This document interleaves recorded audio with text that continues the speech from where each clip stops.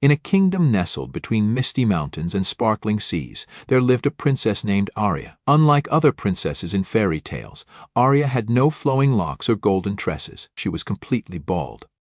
From the day she was born, Arya's lack of hair had been a source of concern for her parents, King Aldric and Queen Ilara. They consulted every physician and wizard in the land, but none could explain why their daughter's head remained as smooth as a polished stone.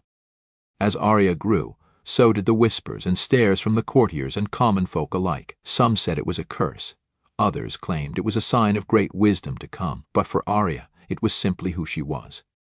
Despite the constant murmurs, Arya's spirit remained unbroken. She threw herself into her studies, excelling in history, mathematics, and the arts. Her quick wit and kind heart endeared her to the castle staff, who saw beyond her appearance to the remarkable young woman she was becoming.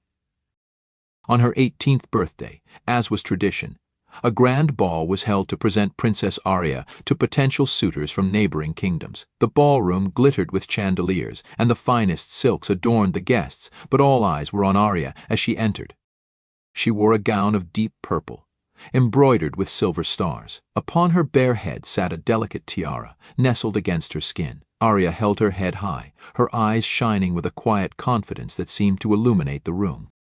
As the night wore on, Arya danced and conversed with princes and nobles from far and wide. Some were polite, others barely concealed their surprise at her appearance. But one young man, Prince Elian of the Eastern Isles, saw something in Arya that captivated him. "Your Highness," he said, bowing deeply, "may I have this dance?"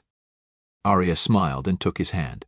As they waltzed across the ballroom, Elian spoke not of her appearance, but of her achievements and interests. They discussed literature, debated philosophy, and laughed at each other's jokes. For the first time, Arya felt truly seen.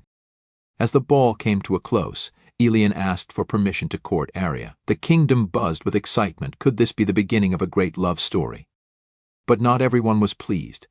Lady Ravenna, a powerful sorceress who had long coveted the throne, saw Arya's potential happiness as a threat to her own ambitions. Under the cover of night, she crept into the castle and cast a wicked spell. The next morning, Arya awoke to find that not only was she still without hair, but her skin had turned a deep shade of blue. Horrified, she locked herself in her chambers, refusing to see anyone, even Elian. Days passed, and Arya's despair grew. She had always been able to face the world, despite her lack of hair, but this new development shook her to her core. Was she truly cursed? On the 7th day of Arya's self-imposed isolation, an old woman appeared at the castle gates. She claimed to have a cure for the princess's ailment, but would only reveal it to Arya herself. Desperate for a solution, the king and queen allowed the woman into Arya's chambers. But when the door opened, it wasn't an old woman who entered, it was Prince Elian in disguise. "Arya," he said softly, "why have you hidden yourself away?" Tears streaming down her blue cheeks, Arya turned away. "Look at me, Elian. I'm a monster." Elian gently took her hand. "I am looking at you, Arya. I see the same brilliant, kind, and beautiful woman I danced with at the ball. Your appearance doesn't change who you are." His words pierced through Arya's despair. She realized that by hiding away, she had let fear and shame control her, something she had vowed never to do. With renewed determination, Arya emerged from her chambers. She stood before her people, blue-skinned and bald, and declared, "I am your princess. My appearance may have changed, but my love for this kingdom and my dedication to serving you remains steadfast." The crowd, which had gathered in the castle courtyard, fell silent. Then, slowly, cheers began to erupt. They saw in their princess a strength and courage that inspired them all. Arya's display of bravery broke Lady Ravenna's spell. As the cheers reached a crescendo, Arya's skin returned to its natural hue, but her head remained bare, a reminder of the strength she had found within herself. In the days that followed, Arya worked tirelessly to spread a message of self-acceptance throughout the kingdom. She visited schools and orphanages, sharing her story and encouraging others to embrace their unique qualities.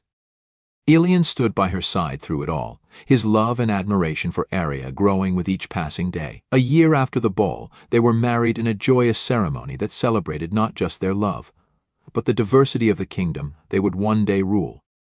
As for Lady Ravenna, her attempt to curse Arya had backfired spectacularly. The people, inspired by their princess's courage, drove the sorceress from the kingdom, never to be seen again. Years later, when Arya and Elian ascended to the throne, they ushered in an era of unprecedented acceptance and progress. The kingdom flourished under their rule, becoming a beacon of inclusivity and innovation. Arya, the queen without hair, became known far and wide not for her appearance, but for her wisdom, compassion, and unwavering spirit. She proved that true beauty and strength come from within, and that embracing one's uniqueness can change not just a life, but an entire kingdom. And so, in a world of fairy tales where princesses were often defined by their golden locks or fair skin, Arya rewrote the story. She showed that a princess, or indeed any person, is defined not by how they look, but by the courage in their heart and the kindness in their actions. The tale of the hairless princess became a beloved story, passed down through generations, reminding all who heard it that true beauty lies in being unapologetically, authentically yourself. Tresses. Long locks of hair, especially when referring to a woman's hair. Courtiers. People who attend a royal court as companions or advisors to the monarch. Endeared. Cause to be loved or liked. Suitors. Men who pursue a romantic relationship with a woman, often with the intention of marriage. Coveted. Greatly desired or envied. Self-imposed isolation. Voluntarily separating oneself from others. Steadfast. Firmly fixed in place, unwavering. Backfired. Of a plan or action to have the opposite effect to what was intended. Ushered in.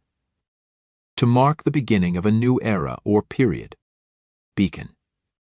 A person or thing that illuminates or inspires. Unapologetically. In a manner that does not express regret or seek to make amends.